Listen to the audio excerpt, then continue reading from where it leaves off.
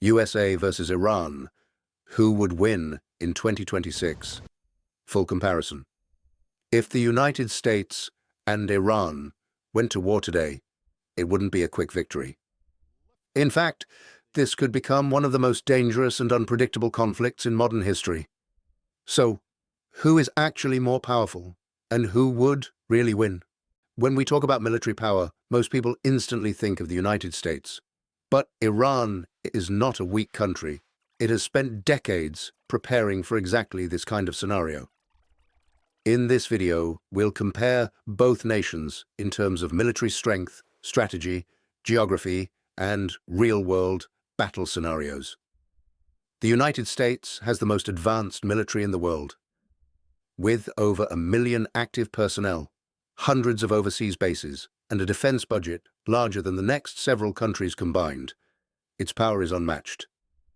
Its air force includes stealth fighters like the F-22 and F-35, capable of striking targets with extreme precision, often without being detected. It also leads in satellite technology, cyber warfare, and global intelligence systems. On the other hand, Iran has a smaller military, but it follows a very different strategy. Instead of matching the US directly, Iran focuses on asymmetric warfare. It invests heavily in ballistic missiles, drone technology, and layered defense systems. This means Iran doesn't try to overpower the United States. It tries to outmaneuver it. In air power, the United States dominates. It operates thousands of advanced aircraft and long-range bombers, giving it the ability to strike targets anywhere on the planet. Its aircraft carriers act like floating military bases, projecting power across oceans. Iran's air force, by comparison, is older and more limited. But it compensates with strong missile systems, air defenses, and increasingly sophisticated drones. At sea, the United States Navy is the strongest in the world.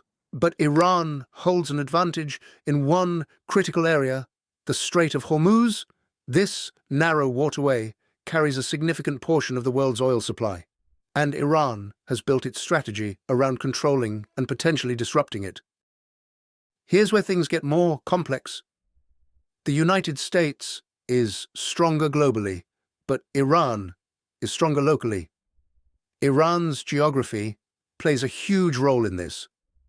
With mountains, deserts, and fortified underground facilities, it is extremely difficult to invade and control.